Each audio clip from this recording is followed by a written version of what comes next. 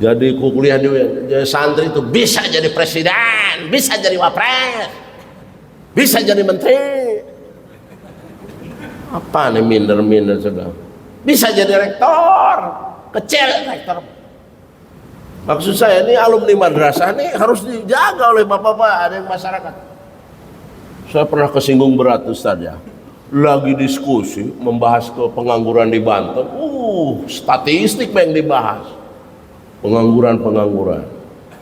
Yang ngomong dari perguruan tinggi ke mana? Saya hadir kagak dikasih waktu lah protes. Saya minta ngomong. Ya silakan Pak. Saya bilang di Banten ini ribuan madrasah dan pesantren. Nggak di backup APBD, juga APBN. Ngajar tiap hari tentang akhlak, tentang karakter. Apa itu bukan ngatasi pengangguran? Ampun-ampunan. Makanya kalau ngomong by data, cek dulu. Ini malah memojokkan perguruan tinggi agama Islam, perguruan madrasah. Lah saya sebagai alumni madrasah ya macan dibangunin, tambat sekalian. Tuman dari jangan begitu. Ini sesama bangsa Indonesia. Hargai madrasah itu. Beduh, tak buktinya tadi suruh syahadat aja kebulak-balik gara-gara tidak serius, ya kan? Pas ditanya, mas kawinnya apa, Nang? Mas kawinnya seperangkat alat musola.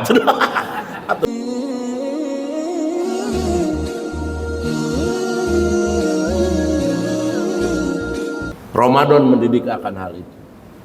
Ya. Karena itu dalam kesempatan ini kembali tadi tugas hidup kita apa tadi? Ibadah. Nah, sekarang bekal hidup kita apa? Amal saleh. Ya paling tidak bekal hidup kita 3 lah. Pertama cinta ibu, masih melanjutkan tadi. Yang kedua cintai ibu pertiwi. Ya, cintai ibu pertiwi, jangan diacak-acak. Karena real kita hidup di Indonesia. Itu ibu pertiwi. Yang ketiga ibu bapak guru. Ya. Kau jadi kiai itu jasa guru, kau jadi insinyur itu jasa guru, kau jadi profesor itu jasa guru. Bapak nggak mungkin bisa baca ABCD kalau nggak ada guru. Ya. Guru itu di Indonesia ada yang Persidikbud, ada yang madrasah. Menteri Agama sudah mengingatkan, bapak-bapak yang di kampungnya ada madrasah buat titip. Karena itu tidak di backup APBD dan APBN. Ya, supaya sebab apa? Waduh, madrasah ini diperlukan sekali.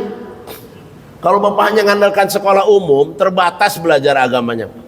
Sampai ada lulus SMA pas dikawinkan, gemeter. Namanya sama Abdullah, bagus namanya sama Abdullah. Ya, sudah siap dinikahkan, siap baca syahadat, syahadat gemeter, sallallahu alaihi wasallam Muhammad Rasulullah, hayalah sholat. Kaget naib, kamu ini gimana suruh syahadat ya komat? Maaf deh, saya nggak sekolah madrasah dia, nggak pesantren. Kok nyalahkan madrasah pesantren? Pengajian ada, kultum Ramadan ada, ya kan? Ulangi kata naib. Aduh, dibentak gitu nyangkin gemeter. Karena jasnya juga dapat minjem kayaknya. Ulangi, berulang. Asyhadu an la ilaha illallah, asyhadu anna Muhammadar Rasulullah, la ilaha illallah, la ilaha illallah. Naib bengong. Kamu mau dikawin? Kata ditahlilkan. Gara-gara lagi-lagi. Maaf deh, saya nggak sekolah madrasah. Tuh disalahkan. Saya terenyuh sekali ketika Menteri Agama pidato. Ini ada sekolah, ini madrasah, sekolah magentengnya jadi urus negara, madrasah pada merem semua. Pada lembaga pendidikan tertua di Indonesia itu madrasah, pesantren, dan taman siswa. Saya ngajar di UIN, jangan kecil hati lo jadi santri. Jadi kuliah di UIN, jadi santri itu bisa jadi presiden, bisa jadi wapres, bisa jadi menteri. Apa nih minder-minder sudah? Bisa jadi rektor, kecil rektor. Maksud saya ini alumni madrasah ini harus dijaga oleh bapak-bapak, ada yang masyarakat. Saya pernah kesinggung berat Ustaz ya. lagi diskusi membahas ke pengangguran di Banten. Statistik yang dibahas. Pengangguran. Yang ngomong dari perguruan tinggi ke mana? Saya hadir kagak dikasih waktu lah, protes. Saya minta ngomong. Ya silakan Pak. Saya bilang di Banten ini ribuan madrasah dan pesantren. Nggak di backup APBD, juga APBN. Ngajar tiap hari tentang akhlak, tentang karakter. Apa itu bukan ngatasi pengangguran?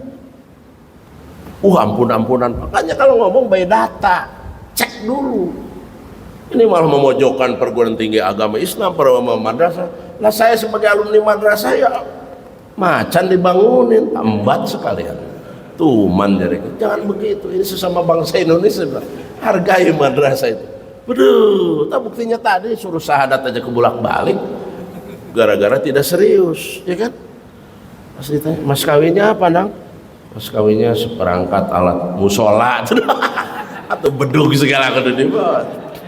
Nah itu jadi sekali lagi kembali ya, tujuan hidup mencari ridho Allah, tugas hidup ibadah, hanya ibadah tidak sebatas sholat saja, tapi tadi hormati orang tua, kemudian bekal hidup. Nah bekal hidup adalah amal soleh kita, sekecil apapun ya. Dulu jarang karena belum ada HP, sekarang ya marilah jangan sembarang main share, apalagi kalau di HP kita ada pak atau ya akhirnya kena hacker segala itu sudah diingatkan jauh oleh Al-Quran. Al-yawma nakhtimu ala afwahihim wa tukallimuna aydihim wa tashhadu arjuluhum bima kanu yaksib.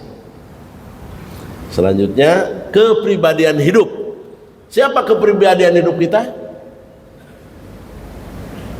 Ayo Pak, nggak apa-apa ngantuk Pak, terusin aja kalau nggak malu mah. Ngantuk terus. Yo, hajar yo. Kepribadian hidup kita siapa Pak? Ya, harus punya idealis. Ya tentu baginda Nabi besar Muhammad SAW. Karena itu nggak usah ikut-ikutan Valentinan, hari kasih sayang. Anak-anak kita arahkan. Tokoh yang cinta kurikulum cinta itu sudah nilai global. Kurikulum cinta itu bukan ada di Valentine, kurikulum cinta ya ada di pribadi Nabi besar Muhammad sallallahu alaihi wasallam. Ya wa ma arsalnaka illa rahmatan lil alamin. Kurang seberapa cintanya Nabi. Kalau dia perang nggak pernah memulai, Nabi mah coba ya, difitnah nggak pernah balas dendam. Kalau mau ketika perang Uhud itu yang nawarin bukan ormas Pak, malaikat Jibril. Ya Rasulullah, itu yang ngeledek engkau, yang menghina agama, hajar aja. Jangan, coba pemimpin mana yang model begitu ya, yang nawarin bukan ormas, malaikat Jibril nggak tanggung, hajar beta. Jangan ya.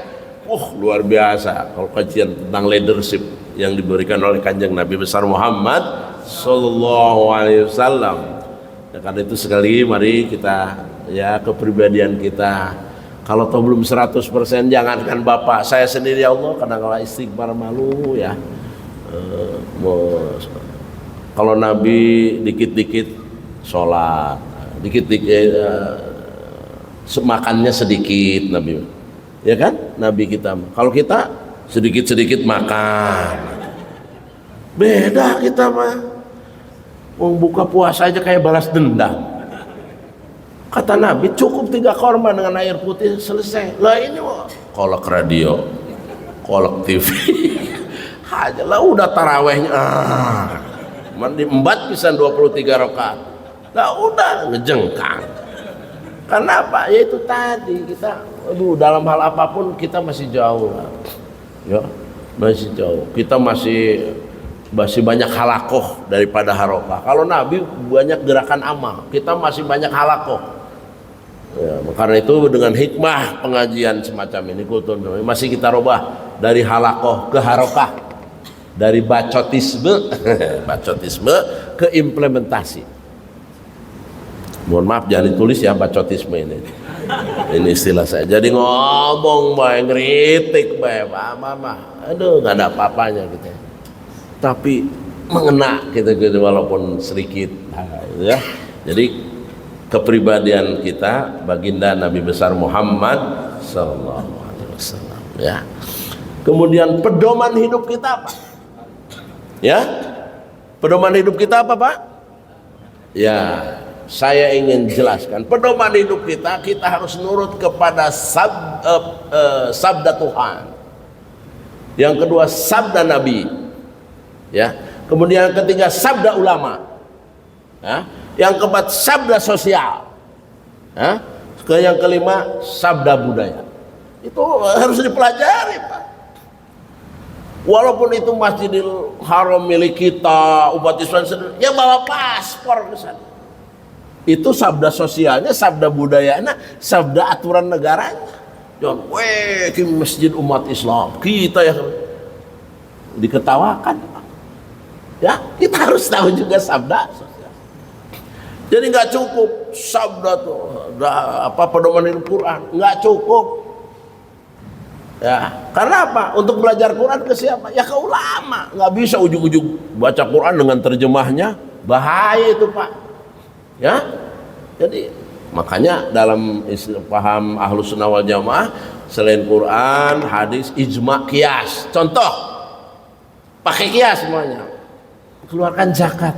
Kalau makanan khasnya model di mana, Maluku segala sagu, ya sagu yang dikeluarkan. Nggak usah kaku. Ya. Kalau zaman Nabi tamr, apa itu korma, ya korma. Nah kalau di kita makanan pokoknya beras, ya beras. Itulah hebatnya Islam, fleksibel. Ya, kayak itu sabda Tuhan perhatikan, sabda Nabi perhatikan, sabda ulama juga perhatikan. Ya, makanya saya kadang-kadang kagum ya, saya baca buku-buku Wali Songo tuh. Dakwah mereka tuh menyentuh sekali, pelan, pakai budaya tuh. Bisa mayoritas. Saya kalau metode dakwah kayak zaman sekarang, kayaknya kita minoritas. Ya, ini ceramahnya mah 5 menit, marah-marahnya sejam. Saya kalau itu saya manfaatkan seefektif mungkin. Mudah-mudahan apa yang saya sampaikan tadi, dari apa yang disebut hidup, mudah-mudahan ada perubahan pada diri kita, ya. Memahami tujuan hidup apa sih, sehingga jangan sampai, mohon maaf, ada yang bunuh diri, terjun narkoba gitu. Jangan palah. Mari kita bersama-sama berdoa, Allahumma inna nas'aluka husnal khatimah wa na'udzubika min syarril aqibati wa su'il khatimah. Sekian yang bisa sampaikan.